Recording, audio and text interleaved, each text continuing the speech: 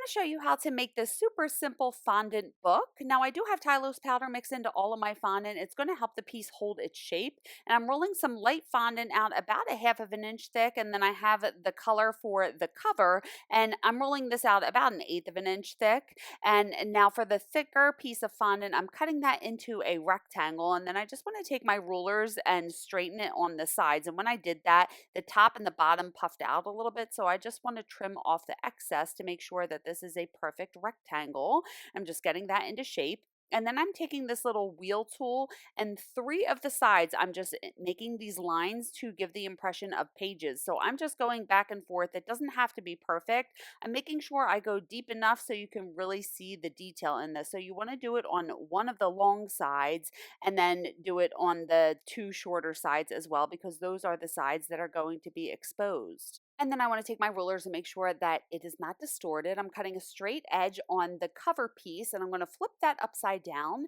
And then I'm going to lay that book part on top. And I want to get an even border around here. So do you see how I'm just lining that up? I'm taking my ruler so I can cut a straight edge so I can have the same border on the top and bottom and on the sides. And now I have to lift this piece up to see where I should cut this. So I'm making a little mark with the pizza cutter, then getting my ruler out and just cutting a straight line. And then I'm going to check it and just make sure that it's the right size. And it was still a little too big. So I'm just taking my ruler and trimming off another little piece there. And that looks really good. So now I just want to glue this down. So I'm lifting that up. I'm getting a little bit of water down on the bottom part and sticking the thicker piece down and using my rulers, making sure that that border around there is even. And I'm getting some water on the spine and on the very top. And I'm pulling this up and over and I'm just pressing it down, making sure that everything is sealed to the thicker piece of fondant. And I'm just pressing it down on the countertop just to get a sharper edge. And then I have a skewer here and I'm just pressing that on the side just to get the bind impression.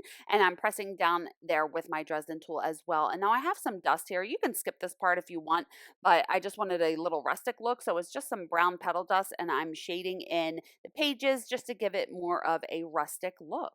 And here is the book. How easy was that? So this one I put on a Harry Potter cake. I printed an edible image crest and put that on there, but I do it a lot for teaching themed cakes, as you can see in these pictures, but it's a super simple way to add a book to your cakes.